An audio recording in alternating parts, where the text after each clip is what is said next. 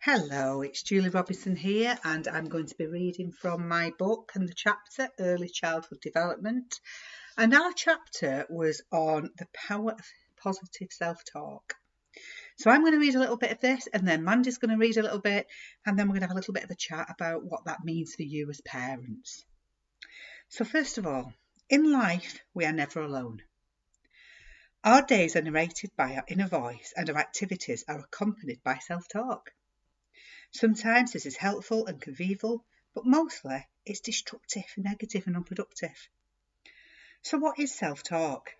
Well, it's defined as the thoughts directed at ourselves in the internal conversation that accompany us throughout our day.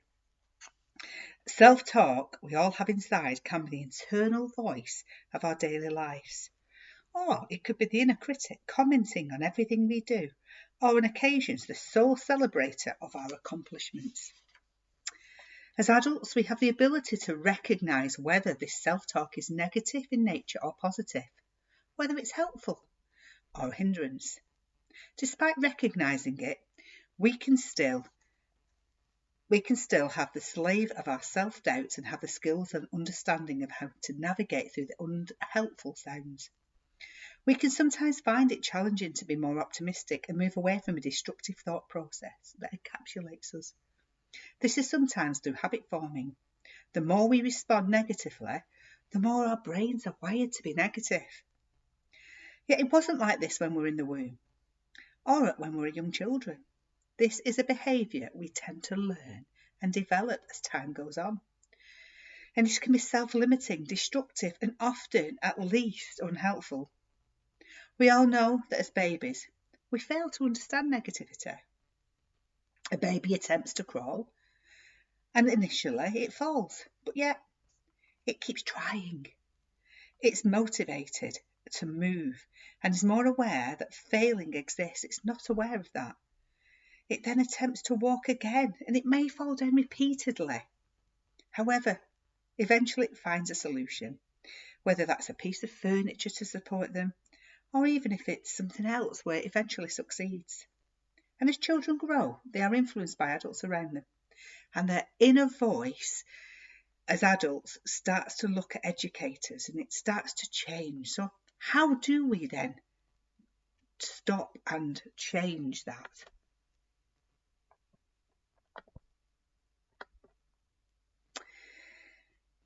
As adults, we want to use language. We want to be more positive around children. We want to make things as playful as possible to help balance out the unhelpful habits they have forwarded on. Dr. Dan Siegel explains in his book, The Whole Brain Child, he suggests that brains could be explained to children in the form of imaginative play in a fun way. And he likens that and explains them like the brain is a house. The house has an upstairs and downstairs. He suggests that children can imagine characters inside their houses, which allows them to control what they are doing and what they are saying.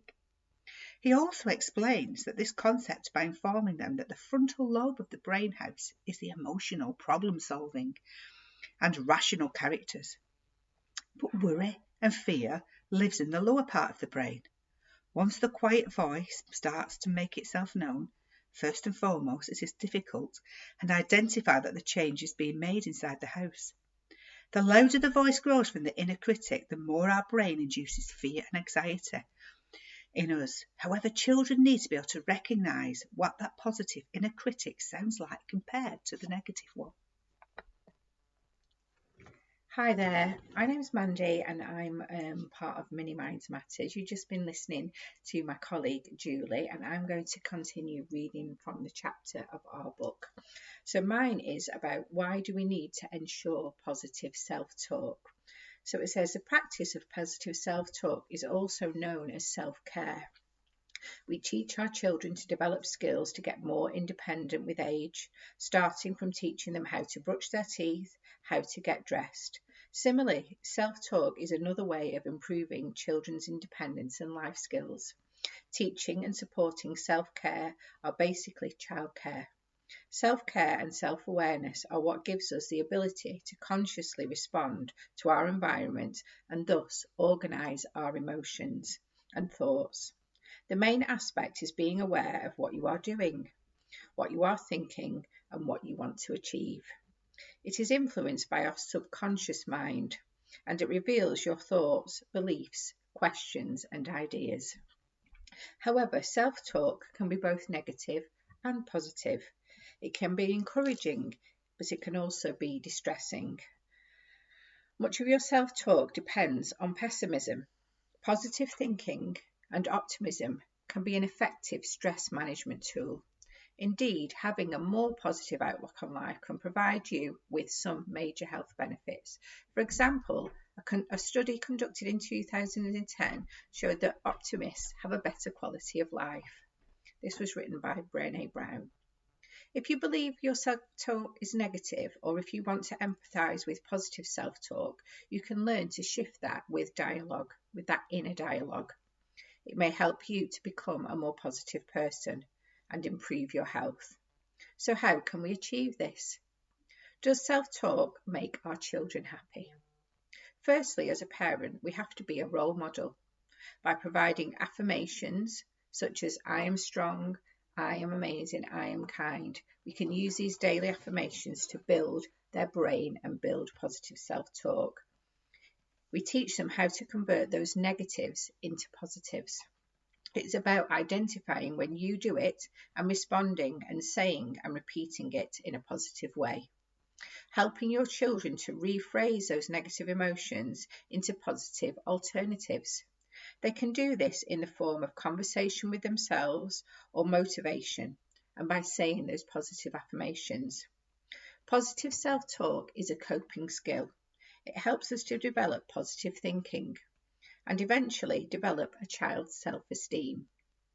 It can also help to build resilience in children by training their brain to think positively repeatedly leads to improved outlook in their life.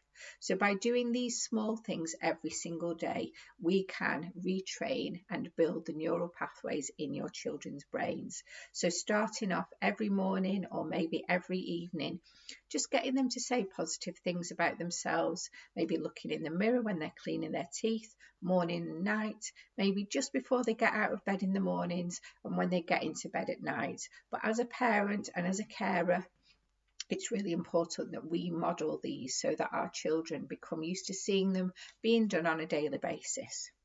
An example of a child in negative self-talk may be when they say things like, I can't do this, I'm no good at this.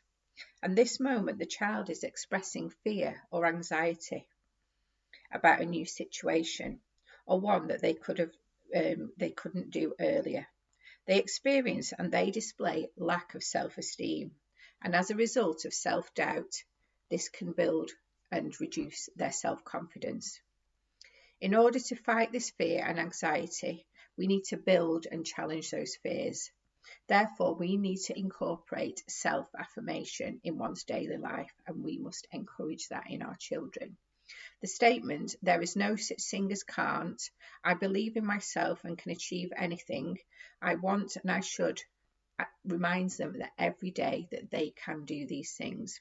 Use these affirmations regularly to reinforce this practice. Positive affirmations are one of the best ways to get your children to say positive things. You may ask them to write their own affirmations if they're older, come up with ideas of what to say, to help control their inner critic and build new pathways in their brain. If you work in a school, maybe shout affirmations like, I am amazing, I am brave, I am bright. However, it is clear that those who are more positive and have more positive self-talk are more likely to have that growth mindset, take risks, enjoy learning, and therefore achieve their full potential. Thank you.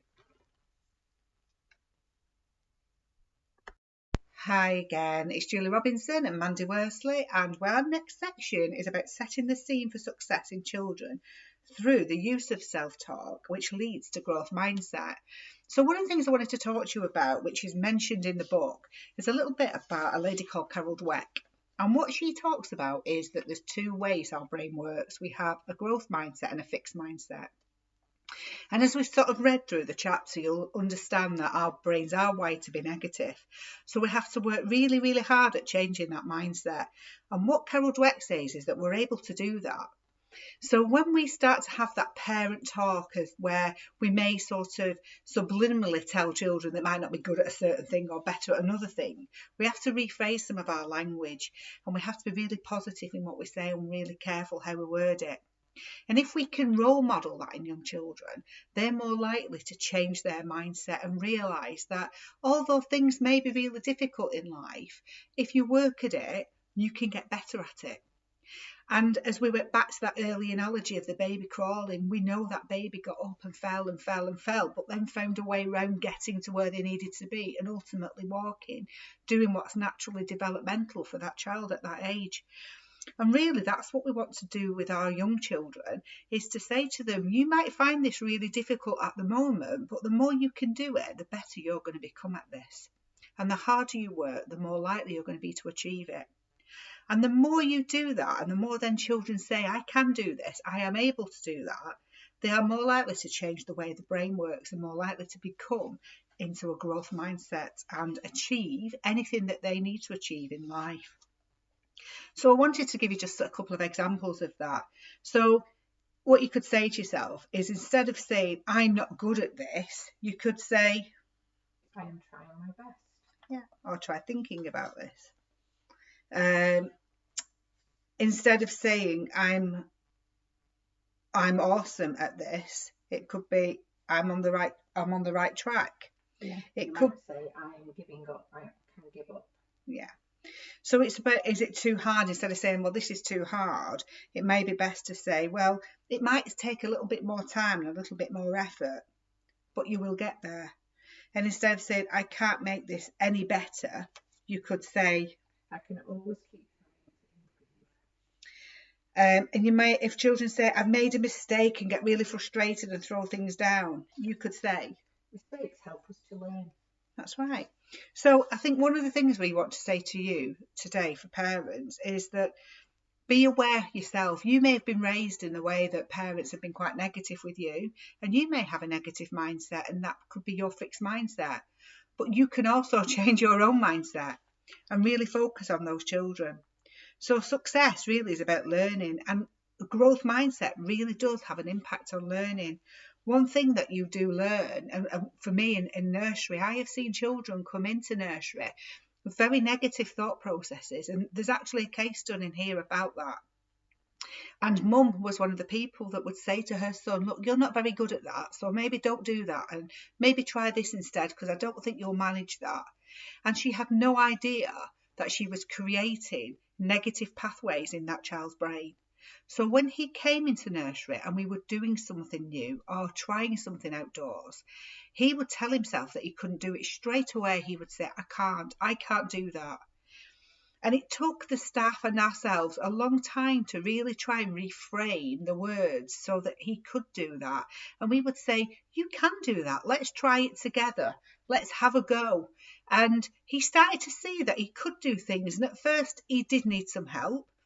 But by the end of it, he was then trying to take risks himself. And it was actually his parents holding him back who was keeping him in that fixed mindset. Once we talked to mum and dad about that, and once we were able to explain what was happening, they actually got it and started to work with us. And by the time he left nursery, this little boy was so positive about everything. He was saying, I am amazing, I can do that, I'm ready for school because I can do it. And that's exactly the sort of case studies we want to see and that we see every day in our job.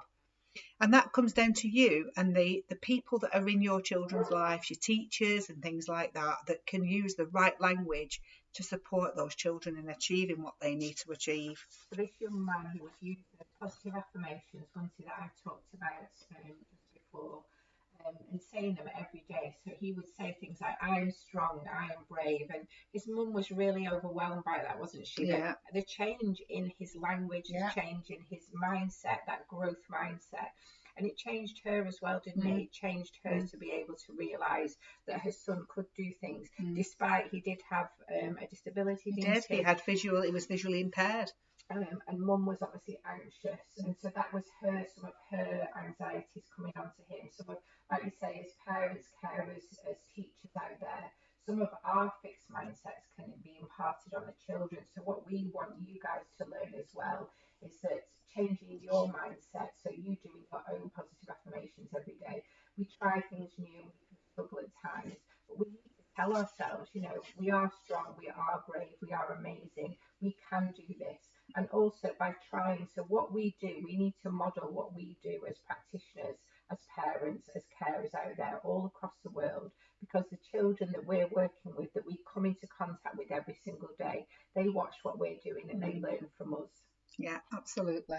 So I hope you've got some great tips. We've obviously taken about 20 minutes of your time, but hopefully you'll learn from this, be able to go back and have a go yourself, and maybe try writing some positive statements out together, and actually help your children rephrase things at the end. If they are saying those negative things, just give it a go, and you know what, you are going to see a difference. So it was lovely chatting to you today, and I hope that you've taken some really good points away, and hopefully we'll speak soon.